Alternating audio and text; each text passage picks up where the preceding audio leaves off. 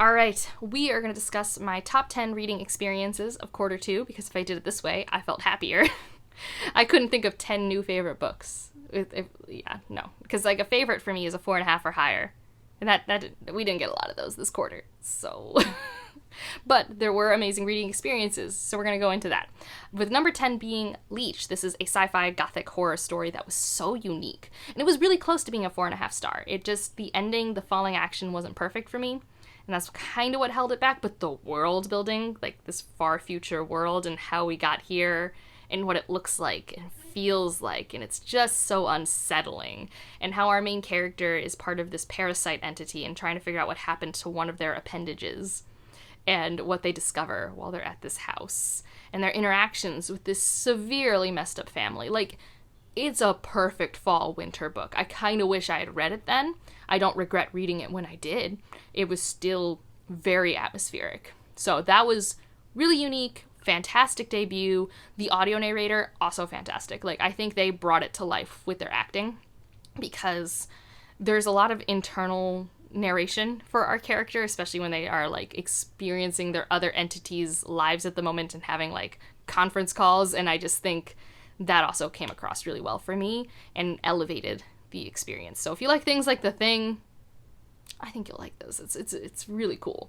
Number 9 is The Mimicking of Known Successes by Malka Older. This was just a nice surprise.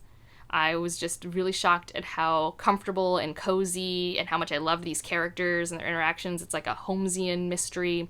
And so we have our detective character that's like Sherlock Holmes. Then we have a scholar who's like the Watson.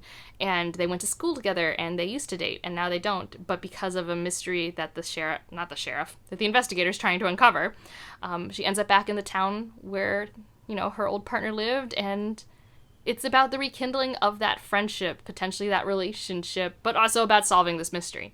And the world building was so cool. And I was just, normally I'm someone who like, I want to be one of those people who loves the novella series that come out. And most of them I can read like 1 or 2 and I'm like, I'm good. But this one, I mean, obviously there's only 1 out. It's like, I'm really excited that there are going to be more novellas in this space. Like, I want it. I think it's going to work really well for me, and I'm going to be really excited when they release the cover for the new one. Like, truly, it's just going to be such a fun time. So that was a fun experience. Number 8 will be Freshwater by Koike Emezi. This has been on my TBR since 2020, and I'm so glad I finally read it, and it's, like, reinvigorated my need to read more of their works, because their writing is just so pretty. Like, even when talking about some of the darkest things, Koike Emezi has a way with words that just makes my brain think in a different way. Like, I'm just not experiencing the story in a traditional sense.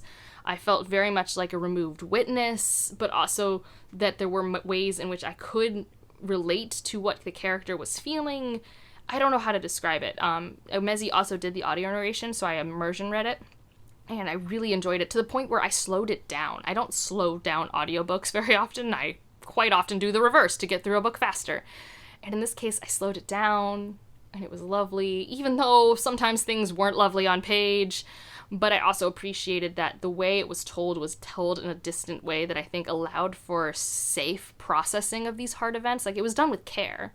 And I mean, it can't be any surprise that this is autofiction, and that probably has to do with a lot of the care that is done with the subject matter within it. So yeah, and this was also like a surprise buddy read for me of the year, and I always enjoy buddy reads. Buddy reads always elevate a book experience, because you're not only discussing a book and learning more about a book, you're forming connections that maybe weren't as strong before. It's just a fun time. Number 7 is Trust. This led to an amazing book discussion at our book club, and I just thought it was so interesting. And it's not a page turner. I don't want anyone to pick this up because Angela said it was a page turner, but for me, I was compulsively consumed by the mystery of what is the story.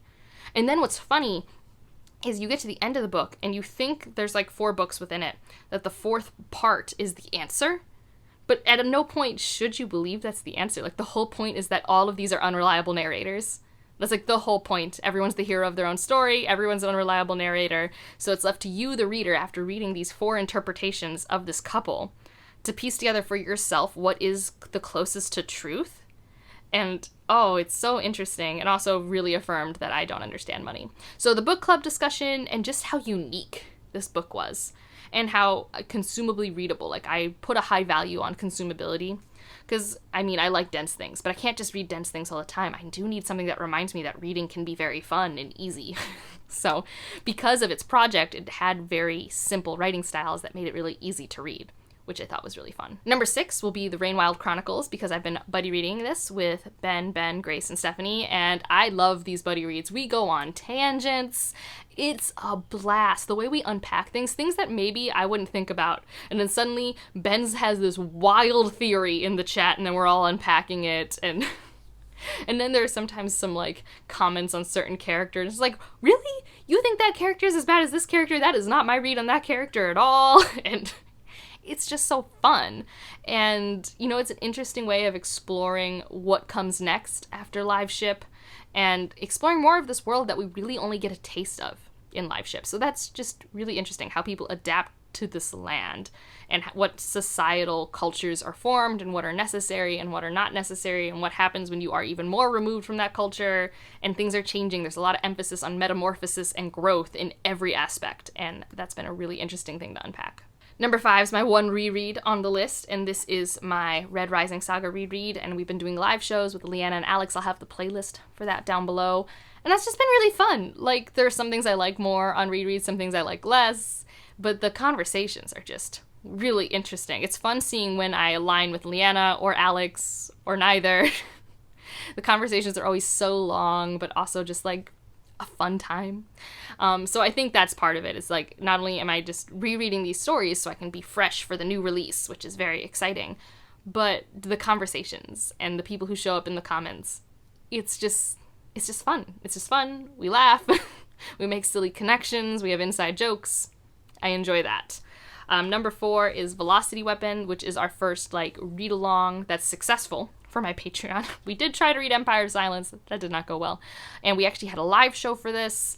And so, this is, I mean, if you've been in buddy reads on Discord, sometimes the chat can be really quiet, and sometimes there's just all the text. And Velocity Weapon is one where there's so much text you want to click on because everyone's like, oh my gosh, this chapter, what? And it's just so fun. You're just like, oh, I want to read it so I can click on this and get to the moment where everyone's leaving this GIF. Like, why is everyone leaving this GIF? And if it's GIF, I'm sorry, I don't know how to pronounce that word. So that's just really fun. And then having the discussion afterwards, I'm really excited to continue this read along with them. It's just been a fun, like, community event, and it's just a page-turning, fun sci-fi that does things that I expect and things I don't expect. And it's just a really good version of what it is. Now we're solidly in all of these are like 5-star territory. Up to this point, we had 4.5s and 4s. These top 3 are truly like the highlights of quarter 2. Starting with New Suns, I have a video where I compare each story in this collection to a book in the real world. So you can, you know, if you like this, try that, but also it gives you a little taste of what you can find in each story. This is one of the only anthologies I've ever given 5 stars to. Do I think every story in here is 5 stars? No, of course not. But I mean, I will never give an anthology 5 star if that's the metric. And the metric for this one is truly, the hit rate is absurdly high. The number of times I had new favorite short stories or just really loved stories, there's like only 3 that I don't enjoy. I think I only DNF'd 1. And then, of course, this had a buddy read experience with Kristen and Shannon. Like I said, buddy reads really elevate reading experiences for me. It really does. And yeah, this is an anthology I will be screaming about. It's just so consistently good. And yeah, I mean, it has a lot of authors I really love reading from, and it had a lot of new authors for me to check out. Best of all worlds. And then number 2 is the Verkosigan Saga. I've read Barriar and Shards of Honor in a different order than that, obviously. Shards of Honor's first. And this was such a complete surprise. I didn't expect to be reading this year. We have buddy reads in the Discord. And these books, both of them, I read basically within 2 days each, which I love. I love books that I'm just obsessed with, and I can't put them down, and I just want to be reading them. And that's how both of these made me feel. And Bejeweled is really good at character interactions, like for me specifically. And I was just all in on Cordelia and Varl and the world and how different it is, because like it's a lot of looking at different cultures and where they are technologically and how you handle betrayal, how you handle compromise. It's so good. I cannot wait to read more. Like, on paper, a lot of it doesn't sound exciting to me, if I'm being honest, but when I'm reading it, I'm so invested. I don't want to put it down. It's one where I'm always leaving, like, updates for each chapter in the Discord, because I always have something to say. I'm just like, oh my god, this thing, and yeah, it's great. And then the last one doesn't technically really have a buddy read. Like, it had one buddy read, but then it turned into just me always texting Tammy whatever's happening. And this is the entirety of books 2 through 4 in the Dandelion Dynasty, which is the highlight of quarter 2 for me. For so many reasons. One, it's phenomenal. Wall of Storms is the best book I've read all year. 2, I loved messaging Tammy, because Tammy read the series last year when the 4th book came out, and I can just be like, because there are just so many moments, they're just like, oh shit moments. And so to have someone you can just be like, this chapter was so hard. Or I know this is about to happen and I'm unhappy.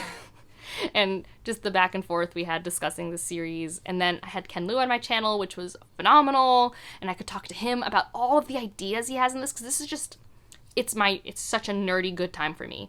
Technologically speaking, the engineering that's done in this is so fun. But then also, the thematic stuff on a societal level that I love to think about is in this series. I do have a should you read for it, spoiler free if you want to know if it's maybe for you or to set yourself up for the right expectations.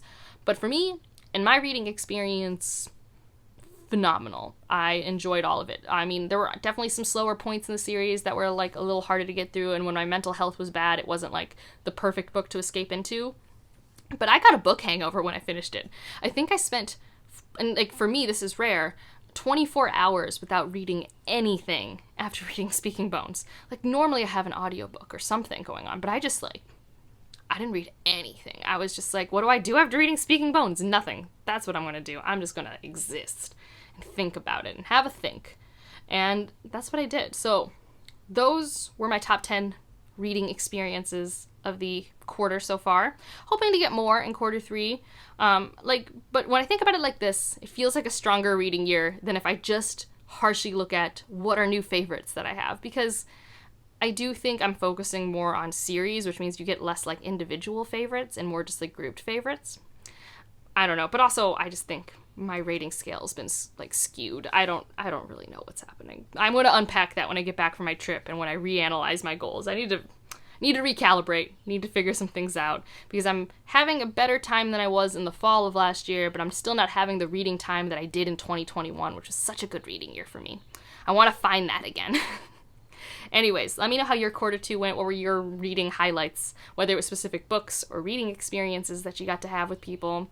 And if you just want to leave an emoji to let me know you're here, let's leave a sun for new suns, and also space related, and there's a lot of space books on this list. And otherwise, like if you liked it, subscribe if you want to, and I'll see you in the next one.